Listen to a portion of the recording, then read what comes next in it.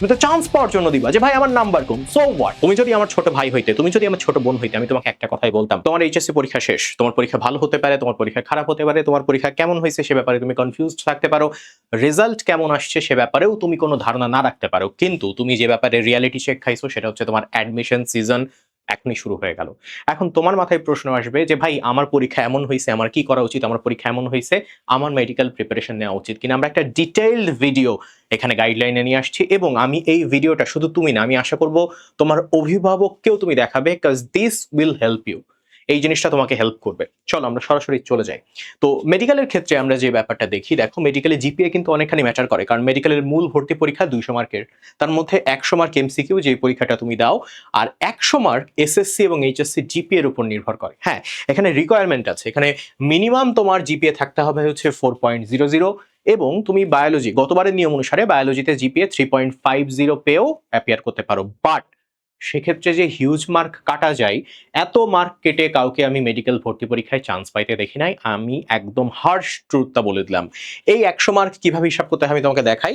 SSC GPA কে 8 দিয়ে গুণ করে 40, আর এইচএসসি জিপিএ কে 12 দিয়ে গুণ করে 60, তার মানে 5 8 40, 5 12 60, মোট 100 মার্ক। সো তুমি তোমার এসএসসি জিপিএটা এখন কাউন্ট করে দেখতে পারো যে এখানে 40 থেকে কত কম আসছে, তত এসএসসির জন্যই কাটা যাবে। আর এসএসসি তে যদি জিপিএ 5 থাকে তাহলে তো কাটা যাচ্ছে না এসএসসির জন্য। কিন্তু এইচএসসির রেজাল্ট তো তোমরা জানো না। এখন তুমি প্রশ্ন করবা যে ভাই এইচএসসি তাহলে এই রেজাল্ট আমি কবে জানতে পারবো? তোমার এইচএসসির রেজাল্ট হয়তো অক্টোবরের শেষে আসবে। আমি এই সেন্সে বললাম যেহেতু নভেম্বরের 11 তারিখ থেকে ঢাবির ফর্ম ফিল আপ শুরু, সুতরাং তার আগেই, নভেম্বর 11-র আগেই, হয় নভেম্বরের শুরুতে, আমার মনে হয় সেটা বেশি লেট হয়ে যাবে, হয়তো অক্টোবরের শেষেই এই রেজাল্টটা দিয়ে দেবে। এখন তুমি আমাকে বলো, তুমি তো ইন্টেলিজেন্ট, তুমি কি অক্টোবর পর্যন্ত বসে থাকবা এই ডিসিশন নেওয়ার জন্য যে আচ্ছা আমি তাহলে ভার্সিটি কোচিং করবো নাকি মেডিকেল কোচিং করবো? অফকোর্স না। তোমার রেজাল্ট যাই হোক না কেন, তোমার জন্য অনেকগুলো পথ খোলা। আইদার তুমি ফেল করতে পারো, সেই ক্ষেত্রে কোনো পথ নাই, তোমাকে কিন্তু সব সাবজেক্ট পরীক্ষা দিতে হবে। অনেকের মিথ আছে যেটা ফেল করছি শুধু সেটা দেবো, এমন না, কিন্তু তোমাকে সব সাবজেক্ট পরীক্ষা দিতে হবে। ইভেন ইন ইমপ্রুভমেন্ট তোমাকে সব কয়টা সাবজেক্ট ইমপ্রুভমেন্ট দিতে হবে। সো তুমি ইমপ্রুভমেন্ট দিতে পারো, বাট তুমি ইমপ্রুভমেন্ট দাও কি না দাও, তোমাকে ইমপ্রুভমেন্টের সাথে অ্যাডমিশনের জন্য প্রিপেয়ার করতে হবে, আইদার সেটা মেডিকেল অথবা সেটা ভার্সিটি। প্রশ্ন হচ্ছে যে ভার্সিটি জিপিএ আসলে কেমন কাটা যায়? ভার্সিটিতে জিপিএ খুব যে বেশি ইফেক্ট ফেলে তা না। তুমি দেখো ঢাকা ইউনিভার্সিটি এবং চট্টগ্রাম ইউনিভার্সিটি, এই দুই জায়গাতেই কিন্তু জিপিএ তে মাত্র 20 মার্ক, এবং এই 20 মার্ক কিভাবে কাউন্ট হয় দেখো, এসএসসি জিপিএ এর সাথে 2 গুণ, এসএসসি তে 5 হইলে 5 দুগুণে 10, এইচএসসি জিপিএ এর সাথে 2 গুণ, মোট 20 মার্ক। এবং মূল পরীক্ষা হয় 100 মার্কের, ওই 120 মার্কের উপর অ্যাকচুয়ালি তোমার রেজাল্ট আসে। সো 20 মার্ক কিন্তু খুব বেশি না, এটা যদি তুমি কম্পেয়ার করো মেডিকেলের 100 মার্কের সাথে। আবার তুমি যদি কৃষিগুচ্ছতে দেখো, কৃষিগুচ্ছতে 50 মার্ক, কিন্তু কৃষিগুচ্ছতে অ্যাকচুয়ালি জিপিএ দিয়ে কাউন্ট হয় না, এটা মোট মার্কের উপর কাউন্ট হয়। মোট মার্কের মধ্যে কত মার্ক পাইছো সেটার উপর ভিত্তি করে এসএসসি তে 25 এবং এইচএসসি তে 25, এটা জিপিএ এর উপর না, তুমি যে মার্কটা পাবা সেই মার্কের উপর। আর জাবিতে তুমি যদি দেখো এখানে 28 মার্ক, এটা হচ্ছে এসএসসি তে 12, এইচএসসি তে 16, অর্থাৎ এসএসসি এর জিপিএ এর সাথে তুমি 2.4 গুণ দিবা, এইচএসসি জিপিএ এর সাথে 3.2 গুণ দিবা, তাহলেই তোমার এখানে কত মার্ক আসে সেটা বের হয়ে যাবে। সো এইগুলোতে আসলে খুব বেশি সমস্যা হয় না। তুমি যদি একজন জেনুইন ভার্সিটি অ্যাসপিরেন্ট হও, তোমার কোনো একটা বিশেষ সাবজেক্টের প্রতি আকর্ষণ থাকে যে ওই সাবজেক্টে আমি পড়বো, প্লিজ নিজের ফ্যামিলিকে একটু বোঝাও, নিজের ফ্যামিলিকে বুঝিয়ে তুমি ভার্সিটির জন্য অ্যাপিয়ার করো। প্লিজ এইরকম কথা মাথায় রাখো না আমি একজন ভার্সিটি অ্যাসপিরেন্ট, বাট আমি একটু মেডিকেলে চান্স পেয়ে দেখি, আমও যাবে সালাও যাবে। আমি তোমাদের রিকোয়েস্ট করতেছি, প্লিজ ভার্সিটি অ্যাসপিরেন্ট হইলে ওইটার উপর পুরোপুরি ফোকাস দাও। এখন তুমি একজন মেডিকেল অ্যাসপিরেন্ট, হ্যাঁ তোমার এই ইচ্ছাটাও মনের মধ্যে আছে যে আমি ভার্সিটিকে একটা ব্যাকআপ প্ল্যান হিসেবে রাখতে চাই, কিন্তু তোমার কিছু সমস্যা আছে। এই সমস্যাগুলোর মধ্যে তোমরা সবাই পড়বা। আইদার তোমার ফিজিক্স ফার্স্ট পেপারটা খুবই খারাপ হয়েছে, এবং ওর সাথে সাথে আরো কিছু সাবজেক্টে তুমি অনুভব করতেছো যে তোমার অ্যাকচুয়ালি একটু খারাপ হয়েছে। এমনও হইতে পারে যে কোনো সাবজেক্টে ফেইল আসতে পারে, কারণ তুমি এমসিকিউ কাউন্ট করে দেখতেছো 2 পেপারের এমসিকিউ কাউন্ট করে এনাফ আসছে না পাশ করবার মতো, এবং তুমি বুঝতেছো যে তোমার ফেইল আসতে পারে, তুমি নিজেকে যতই প্রবোধ দাও না কেন। আর একটা ব্যাপার যে তোমার সবই হইছে, মোটামুটি হইছে, বাট তুমি ভয় পাচ্ছ যে তোমার যে জিপিএ আসবে সেটা মেডিকেলের জন্য এনাফ না, বা এই জিপিএ থেকে যে নাম্বারটা কাটা যাবে সেটা মেডিকেলের জন্য অনেক বেশি, তুমি র্যাট রেসে টিকতে পারবা না। যাই হোক না কেন, তোমার ফার্স্ট কাজ তোমার প্রাইমারি শেল্টারের কাছে সবকিছু বলা। তোমার প্রাইমারি শেল্টার কে? তোমার ফ্যামিলি, তোমার বাবা মা। আমি জানি বাবা মা অনেক কথা বলতে পারে, অনেকের বাবা মায়ের সাথে আমাদের সম্পর্কটা বেশ দূরত্বের, কিন্তু বিশ্বাস করো যদি তুমি বিপদে পড়ো, আমরা না, কোনো ভাই না, তোমাকে বাঁচাবে তোমার বাবা মা। দিন শেষে তোমার সবচেয়ে কাছের বন্ধু তোমার বাবা মা। তোমার বাবা মাকে বলো, কারণ কি তোমার বাবা মার ফাইন্যান্সিয়াল অবস্থা আমরা জানি না, বাট বাংলাদেশের অধিকাংশ ফ্যামিলি কিন্তু মধ্যবিত্ত, আর অনেকেই নিম্নবিত্ত, তাই না? তো এই যে এই ফ্যামিলি এত কষ্ট করে এত টাকা অ্যাডমিশনে তোমার পেছনে ঢালবে রেজাল্টের আগেই, তুমি যদি ওপেন আপ না করো তাহলে এটা তাদের জন্য একটা ডিসঅ্যাপয়েন্টমেন্টের বিষয় হয়ে যাবে। হ্যাঁ, টাকা তাদের কাছে বড় না, তোমার চেয়ে বড় না, বাট স্টিল টাকাটা খরচ হলে ডিসঅ্যাপয়েন্টমেন্ট হবে যদি টাকাটা ইউজলেসলি খরচ হয়। সো যেটাই হোক না কেন তোমার ফ্যামিলির সাথে তুমি একটু আলোচনা করো, বাজে ইনভেস্টমেন্ট করো না, ফ্যামিলির কাছে কনফেস করো যে আমার এরকম হইতে পারে, আমার এরকম হইতে পারে, প্লিজ তোমরা একটু বোঝার চেষ্টা করো। সেকেন্ডলি, তুমি মেডিকেল কোচিং করতে চাচ্ছ, তোমার নিজেকে প্রশ্ন করা উচিত, are you passionate about medical? Cause এই জিনিসটা কোনোভাবে অ্যাভয়েড করা পসিবল না যে বাংলাদেশে এখন সবচেয়ে যেই প্রফেশনের মানুষ মাইর খায় সেটা হচ্ছে মেডিকেলের। এই মেডিকেলে অর্থের ব্যাপারটা বেশ পরে আসে। সো যেই ব্যাপারটা হয় যে তুমি যদি প্যাশনেট না হও, মাঝপথে গিয়ে ডিপ্রেসড হয়ে যাওয়া বা এই প্রফেশনে হতাশ হয়ে যাওয়া, এই জিনিসটা খুবই কমন। সো তুমি আসলে প্যাশনেট কিনা, এই জায়গাতেই তুমি প্রফেশন গড়তে চাও কিনা, সেই ব্যাপারটা নিয়ে তুমি আগে নিজেকে জিজ্ঞাসা করো। তো তুমি যদি এমন হও যে তুমি কনফিডেন্ট যে তোমার ভালো জিপিএ আসবে এবং তুমি জানো যে অ্যাকচুয়ালি আমার জিপিএ ভালো আসছে, আমি পরীক্ষা সবকটা ভালো দিচ্ছি, কেন আসবে না, জাস্ট তুমি শুরু করো তোমার মেডিকেল প্রিপারেশন। এখানে তোমাকে নিয়ে আসলে আমার কিছু বলার নাই, যদিও তোমার কিছু ব্যাপার পরে আছে, বাট তোমাকে এর মধ্যে কিছু বলা নাই। বাট যদি তোমার এমন হয় যে তোমার জিপিএ 5 আসবে না, তুমি কাইন্ড অফ এনশিওরড হয়ে গেছো, বাট তুমি জানো যে আমার এনাফ জিপিএ আছে, যে জিপিএ রিকোয়ারমেন্ট আছে আমার বেশ ভালোই থাকবে, সো তুমি তো মেডিকেল এক্সাম দিতে পারবে। কিন্তু কিন্তু কিন্তু কিন্তু তুমি দেখতেছো যে ভাই তুমি বায়োলজি কখনো ভালোভাবে পড়ো নাই, তোমার 80% বায়োলজি, বাকি তুমি ওয়ান শট কোনোভাবে দেখে পরীক্ষা দিতে গেছো। তোমার কেমিস্ট্রিতে হিউজ গ্যাপ, তুমি কেমিস্ট্রির অনেক বেসিক বোঝো না, ফিজিক্সের থিওরিগুলো বোঝো না। এরকম সিচুয়েশন যদি হয় তাহলে এবং যদি দেখো রেজাল্টের পর জিপিএতে 5 মার্কের বেশি, আমরা সেকেন্ড টাইমারদের ক্ষেত্রে মার্কটা বাড়িয়ে বলি 6 মার্কের বেশি হলেও পসিবল, বাট ফার্স্ট টাইমাররা যারা অ্যাকচুয়ালি কখনোই মেডিকেল অ্যাডমিশনের স্বাদ পায়নি, তাদের ক্ষেত্রে 5 মার্কের বেশি যদি কাটা যায় এরকম সিচুয়েশনে, তোমার হাতে দুইটা পথ, either just go for varsity, please রিয়ালিটিটা মাইনা নাও। তুমি ভার্সিটি প্রিপারেশনের জন্য এখন থেকে নিজেকে তৈরি করো, মানসিকভাবে প্রস্তুত করো। বাট আমার মেডিকেল লাগবেই, আমি ছোটবেলা থেকে স্বপ্ন দেখছি যে আমি মেডিকেল কলেজে পড়বো, আমি একজন ডাক্তার হব, আমার ফ্যামিলির ইচ্ছা তাই। তোমার প্যাশন যদি তোমাকে সেই দিকে ড্রাইভ করে, ওয়েল তুমি মেডিকেল প্রিপারেশন শুরু করবা কি করবা না সেটা নিয়ে বলছি, বাট তুমি ইমপ্রুভমেন্টের জন্য আগে থেকে মেন্টালি তৈরি হও। তুমি ইমপ্রুভমেন্ট দিবা, এবছর মেডিকেল ভর্তি পরীক্ষায় অবশ্যই অংশগ্রহণ করবা তোমার যে জিপিএ আছে সেই জিপিএ নিয়ে, এবং তখন তুমি আমাকে প্রশ্ন করবা যে ভাই মেডিকেল পরীক্ষায় অংশগ্রহণ করতে বলতেছেন, তাইলে আমি মেডিকেল এই বছর কি প্রস্তুতি নেব, আমি কোথায় প্রস্তুতি নেব, অনলাইনে প্রস্তুতি নেব নাকি অফলাইনে প্রস্তুতি নেব?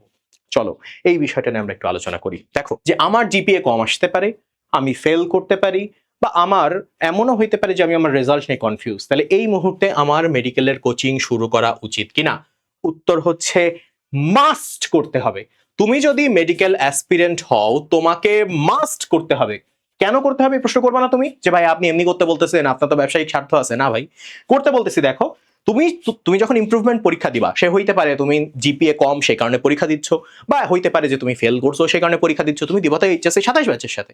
27 ব্যাচের পরীক্ষা হবে 2027 সালের মাঝামাঝি সময়।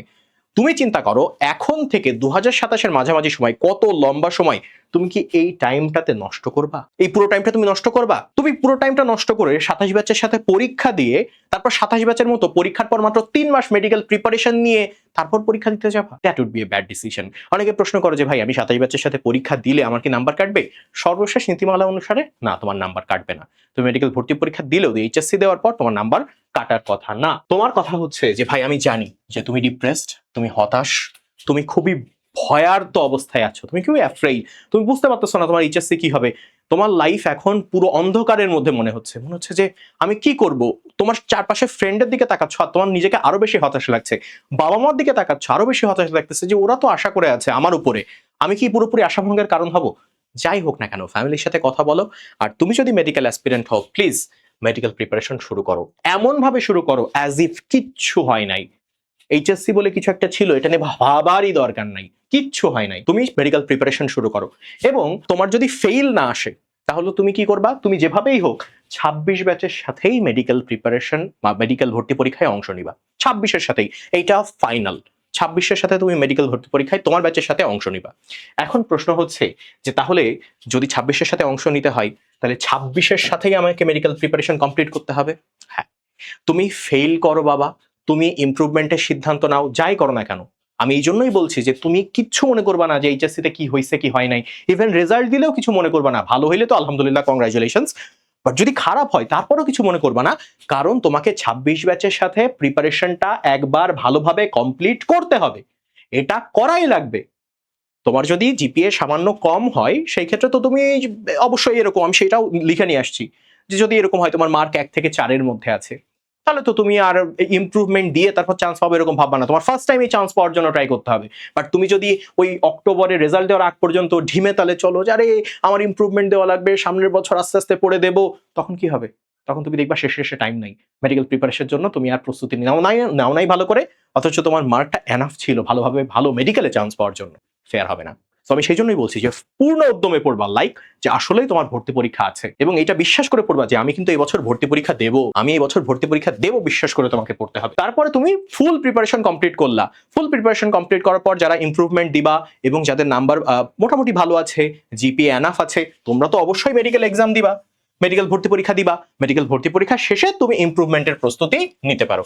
যদি তোমার ভালো জায়গায় চান্স হয়ে যায় তাহলে তো কোনো কথাই নাই, কিন্তু যদি তুমি ফেল করো তাহলে তো তুমি কোথাও ভর্তি পরীক্ষা দিতে পারছো না। তুমি কি করবা? তোমাকে একবার 26-এর সাথে মেডিকেল প্রিপারেশন কমপ্লিট করতে হবে, 26 পরীক্ষা দেওয়া শুরু করবে, তুমি তখন তোমার এইচএস এর প্রিপারেশনে ব্যাক করবা এবং এইবার জিপিএ 5 পাইতেই হবে এমন একটা টার্গেট নিয়ে পরীক্ষা দিবা। শুধু মেডিকেল অ্যাডমিশন এক্সাম তো নাই, ভার্সিটি এক্সামও আছে। চিন্তা করে দেখো, ফেইলের কথা বাদ, যারা ইমপ্রুভমেন্ট দিচ্ছে, যাদের জিপিএ মোটামুটি আছে, ওরা যদি ভার্সিটিতে একটা সিট পেয়ে যায়, ওদের মনের যে জোরটা আসে যে আমি এইচএসসি আবার ইমপ্রুভমেন্ট দেব, বাট আমার ভার্সিটিতে একটা সিট আছে, জাস্ট থিঙ্ক অ্যাবাউট ইট। এখন প্রশ্ন হচ্ছে যে ভাই আমি ইমপ্রুভমেন্ট দিই কি আমি ফেল করি, আমার অ্যাকচুয়ালি কোন জায়গাতে কোচিং করা উচিত, অনলাইন নাকি অফলাইন? দেখো, তুমি যদি ফেল করো তোমার নিশ্চয়ই তুমি তো বুঝতে পারছো তোমার পরীক্ষা কেমন হয়েছে, অনেকে বুঝতে পারছে না, তাদের ব্যাপারটা ভিন্ন। বাট যারা বুঝতে পারছো তাদের ক্ষেত্রে আমি বলি যে তুমি অনলাইনে শুরু করো, তোমার অফলাইনে এসে অ্যাকচুয়ালি সময়টা নষ্ট হবে।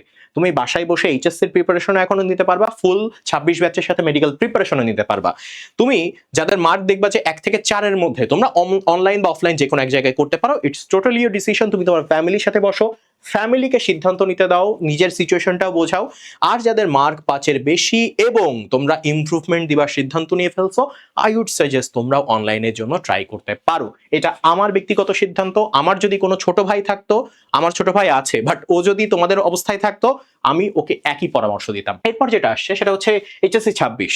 এতক্ষণ পর্যন্ত যারা যারা যে যে সমস্যা আমি সব বলে ফেলছি, যারা মেডিকেল অ্যাডমিশন টেস্ট দিবা, আমার মনে হয় তোমরা মন থেকে সিদ্ধান্ত বুঝতে পারছো যে আমার এইটা করা উচিত। যারা যারা ম্যাট প্রিপারেশন এইবার নিবা তাদের ক্ষেত্রে বলছি, এবং আমি বিশ্বাস করি যারা মেডিকেল অ্যাসপিরেন্ট, তুমি ফেল করো, তুমি ইমপ্রুভমেন্ট দাও, তোমার পরীক্ষা খুব ভালো হোক, সবাই এই পর্যায়ে পৌঁছাইছে, তাই না? তোমাদের 8 থেকে 18 তারিখ প্র্যাকটিক্যাল। দুর্ভাগ্যবশত চিটাগং বোর্ডে বাদে, চিটাগং বোর্ড নিয়ে আমরা আলাদা কথা বলবো। এখন তোমাদের কাজ হচ্ছে 20 তারিখের মধ্যে অ্যাডমিশন স্পটে চলে যাবে, এইটা ফাইনাল। 20 আগস্টের মধ্যে তোমাকে অ্যাডমিশন স্পটে চলে যেতে হবে। অ্যাডমিশন স্পট মানে কি? অনেকে বাসাই থেকেই প্রিপারেশন নেয়, কারণ তার বাসা ঢাকাতে বা তার বাসা বিভাগীয় শহরে। সো তখন তুমি তো বাসায় অলরেডি অ্যাডাপ্টেড, কিন্তু একটা বিষয় আছে, বাসা কিন্তু খুব কমফোর্ট জোন, নিজের বাসার চেয়ে কমফোর্ট জোন আর নাই। আর কমফোর্ট জোনের বাইরে যদি তুমি বের হইতে না পারো, নিজের সর্বোচ্চ পরিশ্রম তুমি দিতে পারবা না। সো আমি রিকোয়েস্ট করব, প্লিজ ওই কমফোর্ট জোন থেকে, বাসায় যে কমফোর্ট জোনে আসো, ওই কমফোর্ট জোন থেকে বের হয়ে আসো। অ্যান্ড বাসায় থেকে আমার একটা ডিলিমা হয়েছিল যে আরে আমি বুয়েট কাঁপাবো, মেডিকেল কাঁপাবো, ডিউ কাঁপাবো, সব জায়গায় ফার্স্ট হবো, না হয় টপ 10 এর মধ্যে থাকবো। এই ডিলিমা তোমারও হবে। প্লিজ আমাকে একটা কথা বিশ্বাস করো, তুমি মেইন একটা টার্গেট নাও। তুমি মেডিকেল অ্যাসপিরেন্ট হইলে মেডিকেলকে মেইন টার্গেটে রাখো। প্লিজ মেডিকেলে সবচেয়ে বেশি টাইম দাও। একসাথে সব নৌকায় পা দিতে গিয়ে সব হারায়ও না। হ্যাঁ, অনেক স্টুডেন্ট আছে বুয়েটে চান্স পায়, মেডিকেলে চান্স পায়, ভার্সিটিতে চান্স পায়। ভাই ওদের এইচএসসি ব্যাকগ্রাউন্ডটা দেখো, ওরা এইচএসসি তে পুরো 2 বছর কিভাবে পড়ছে সেটা একটু দেখো। ওদের কথাটা ভিন্ন, আমি তোমাদের কথা বলছি, সেই সব স্টুডেন্টের কথা বলছি যারা এইচএসসি তে আমার মতো এভারেজ, তোমাদের কথা বলছি। এবং দেখো, অনেকে আছে যারা ঢাকাতে শিফট করছে বা মফস্বল ছেড়ে তারা বিভাগীয় শহরে শিফট করছে, তোমাদের কথা বলছি। তোমরা কোথায় উঠছো? তোমরা বাসায় উঠছো নাকি হোস্টেলে উঠছো? এটা ফ্যামিলির সাথে ডিসাইড করো। আমি জানি অনেকে অলরেডি ডিসাইড করে ফেলছো, অনেকে বাসা ভাড়ার টাকাও দিয়ে ফেলছো, অনেকে হোস্টেল সিট বুক করে ফেলছো। বাট তোমার কয়েকটা জিনিস মেনটেন করা উচিত। ওইখানকার খাবার কেমন বা খাবারের ব্যবস্থা কি হবে যদি তুমি বাসায় ওঠো, ওইখানকার পড়ার পরিবেশ আছে কিনা যদি বাসায় ওঠো, আশেপাশে প্রচুর শব্দ কিনা, হোস্টেলে এনাফ পড়ার পরিবেশ আছে কিনা, এবং তুমি এই জায়গাটা কেন গেছো অফলাইন কোচিং করার জন্য, কোচিং থেকে দূরত্ব কতখানি, এটা খুবই ম্যাটার করে। তোমার যদি একটা ট্রাফিক জ্যাম পেরিয়ে যাইতে হয় অনেক লম্বা একটা জায়গায়, ভাই তোমার মাথা নষ্ট হয়ে যাবে, সারাদিন শরীরের পরিশ্রমে ধকলে তুমি আর পড়তেই বসতে পারবে না। ঠিক আছে, এই হচ্ছে কাহিনী। এখন কথা হচ্ছে, হ্যাঁ, অ্যাডমিশন স্পটের মধ্যে খুব অল্প একটা পজিশন আছে যারা অনলাইনেই কোচিং করবে, এবং এই সিদ্ধান্তটা তারা নিছে ফ্যামিলির সাথে কথা বলে। এবং মজার ব্যাপার যে অসংখ্য রেকর্ড আছে ফার্স্ট টাইমার এবং সেকেন্ড টাইমার যারা শুধুমাত্র অনলাইনে কোচিং করে top medical college even Dhaka medical কলেজে চান্স পাইছে। আমি তোমাকে দেখাইতে পারবো। আমি তোমাকে বলছি না যে তুমি অনলাইনেই পড়ো, আমি তোমাকে বলছি হ্যাঁ তোমার ফ্যামিলির সাথে তুমি ডিসাইড করো, বাট শুধুমাত্র অনলাইনে পড়েও চান্স পাওয়ার রেকর্ড আছে, হুইচ প্রুভস যে যদি তুমি ডিসিপ্লিনড হও ভাই যে কোনো জায়গাতে পসিবল। অনলাইনে আমাদের যে মেডিলজিতে আছে, আমাদের মেডিলজির ফাইনাল মেডিকেল অ্যাডমিশন কোর্স গোল জিগার্স 6.2, এবং আজকে সন্ধ্যা 7:30টার সময় মেডিলজি পেজে তুমি এই গাইডলাইন ওরিয়েন্টেশনটা পেয়ে যাবা। এখানে আমরা সবাই মূলত তোমাদের অভিভাবকদের সাথে, তোমাদের সাথে এই সামনের কয়েক মাস কিভাবে চলা উচিত সেই সব নিয়ে কথা বলবো। ইটস নট অ্যাবাউট যে তোমাকে ভর্তি হইতে হবে, তুমি জাস্ট গাইডলাইনটা পাওয়ার জন্য হইলেও আজকে সন্ধ্যা 7:30টার সময় এখানে অ্যাটেন্ড করো। আর আমাদের অফলাইন ব্যাচ আছে ফার্ম গেটে। মজার ব্যাপার, ব্যাচের পর ব্যাচ, ছেলেদের মেয়েদের ব্যাচ, 3টার ব্যাচ 4টার ব্যাচ নাই, একটাই ব্যাচ, একটাই আমরা নাম দিছি প্রাইভেট ব্যাচ। কারণ মেডিলজির কোর টিচাররা এখানে ক্লাস নেবে এবং এই ব্যাচে 60 জন আছে, এই 60 জনের একজনও আমরা বাড়াবো না, এই 60 জনই থাকবে। মেডিলজির কোর টিচাররা ক্লাস নেবে এবং জিকে ক্লাস নিয়ে তোমরা প্রচুর অফলাইনে ঝামেলায় পড়ো। প্রতি শুক্রবার এই জিকে ক্লাস হবে, এইটা আমরা সিদ্ধান্ত নিছি। আমি অফলাইনে যে সমস্যা ফেস করছি, আমি 2 জায়গায় অফলাইনে পড়ছি, লাস্টের 2 মাস আমি অফলাইন ছেড়ে দিছিলাম। আমি অফলাইনে যে সমস্যা ফেস করছি সেইগুলো বাদ দিয়েই আমি এই অফলাইন ব্যাচটা চালু করছি, যে টিচাররা যেন যেই টিচারের কাছে আমি ফিজিক্স পড়ি তার কাছেই ফিজিক্স পড়বো, যার কাছে কেমিস্ট্রি পড়ি তার কাছেই কেমিস্ট্রি পড়বো। এবং আমাদের প্রাইভেট ব্যাচে 60 জন আছে, যেন এমন না হয় যে এই 60 জন এক্সিট করে যাচ্ছে, যেন এমন না হয় এই ব্যাচ আমার দ্রুত পড়াই শেষ করে দিতে হবে কারণ আরেকটা ব্যাচ বাইরে দাঁড়িয়ে আছে, এরকম যেন না হয়। এবং আমি যেন এরকম না মনে করি আরে ইংলিশ কি পড়বো বুঝতেছি না, মাত্র 2টা ক্লাস রয়েছে আমার সেশনের মধ্যে। আমার প্রতি শুক্রবারে জিকে ইংলিশ ক্লাস থাকবে এবং যাতে আমি টিচারের সাথে সরাসরি ইন্টারাকশন করতে পারি। যদি কারো কোনো কোশ্চেন থাকে আমাকে জানাইতে পারো, আমি মোটামুটি সবকিছু ক্লিয়ার করার চেষ্টা করেছি। এখন তোমাকে 2-একটা রিয়েলিস্টিক কথাবার্তা বলি। আমার একটা ছোট ভাই আছে, ও এবার ক্লাস 9-এ, কিছুদিন পর তোমার পজিশনে চলে আসবে। তুমি যদি আমার ছোট ভাই হইতে, তুমি যদি আমার ছোট বোন হইতে, আমি তোমাকে একটা কথাই বলতাম, এইচএসসি পরীক্ষা কি হয়েছে ভুলে যাও। তুমি যদি ইঞ্জিনিয়ারিং অ্যাসপিরেন্ট হও, তুমি ইঞ্জিনিয়ারিং এর জন্য পড়াশোনা শুরু করো। ভার্সিটি অ্যাসপিরেন্ট হলে কথা নাই, তুমি ভার্সিটির জন্য প্রিপেয়ার করা শুরু করো। বাট তুমি যদি মেডিকেল অ্যাসপিরেন্ট হও, প্লিজ তুমি মেডিকেল প্রিপারেশন এখন থেকেই শুরু করো। এমনও হতে পারে যে তুমি যে আশা করছো তার থেকে বেশি পাইলা, এমনও হতে পারে যে তুমি যে আশা করছো তার থেকে খারাপ রেজাল্ট হইলো। যাই হোক না কেন, যে তুমি যদি এখন মেডিকেল প্রিপারেশন শুরু না করো, তুমি এবছরও পিছিয়ে যাবা, সামনের বছরও পিছিয়ে যাবা। পিছিয়ে যাওয়া যাবে না। তুমি যদি ফেইলও করো ভাই এইচএসসিতে, তোমার তো সামনের বছর ইমপ্রুভমেন্ট দিয়ে আবার মেডিকেল প্রিপারেশন নিয়ে তুমি ভর্তি পরীক্ষা দিবা। তার চেয়ে ভালো না যে এবছরই তুমি একবার প্রিপারেশন কমপ্লিট করে রাখো, তারপর এইচএসসির প্রিপারেশনটা নাও, কারণ যথেষ্ট টাইম আছে। তারপর এইচএসসিতে জিপিএ 5 পেয়ে তারপর মেডিকেল প্রস্তুতি একবার রিভাইজ করে তারপর পরীক্ষা দিতে চাও, এটা বেটার। আর যদি তুমি ইমপ্রুভমেন্ট দেওয়ার সিদ্ধান্ত নাও, তোমার জিপিএটা সেরকম না থাকে, তারপরও তো তুমি এই বছর মেডিকেল ভর্তি পরীক্ষা দিবা, তো তুমি কি জাস্ট পরীক্ষা দেওয়ার জন্য দিবা? অফকোর্স না। তুমি জাস্ট অ্যাপিয়ার করবার জন্য দিবা না তো, তুমি তো চান্স পাওয়ার জন্য দিবা যে ভাই আমার নাম্বার কম, সো হোয়াট, আমি এমন নাম্বার পাবো যে আমার নাম্বার কেটেও আমি ভালো পজিশনে চলে আসবো। চাও না তুমি সেটা? অফকোর্স চাও। তুমি কি জানো আমি এরকম সিচুয়েশনও ফেস করছি। ফার্স্ট টাইমে সে মেডিকেল অ্যাসপিরেন্ট, সে মেডিকেলে চান্স পায় নাই, তার জিপিএ কম ছিল অথবা তার জিপিএ ভালো ছিল, সে ভার্সিটিতে চান্স পাইছে, ভার্সিটিতে ভর্তি হয়েছে এবং সে নিয়মিত ক্লাস করা শুরু করছে। আমি তাকে বললাম এই তুমি না সেকেন্ড টাইম দিবা, সে বলে যে ভাই আমার এখন ভার্সিটি ভালো লাগা শুরু করছে। সো লাইফের চয়েসগুলো চেঞ্জ হয়, বুঝছো? লাইফের টেস্ট বার চেঞ্জ হয়, চয়েস চেঞ্জ হয়, একটা জায়গায় ভালো লাগা শুরু করে। So life unpredictable. তুমি জিনিসটাকে যদি এক্সপ্লোর না করো এটা বোকামি হবে। হ্যাঁ, passion, we respect that, but আমি তোমাকে বলবো যে সবকিছু একবার এক্সপ্লোর করবার অধিকার তোমার নিজেকে দেওয়া উচিত। Best of luck. যদি কোনো প্রশ্ন থাকে এই ভিডিওর নিচে করতে পারো, আমি সবকটা প্রশ্নের ডিটেইলড আনসার দেওয়ার চেষ্টা করব।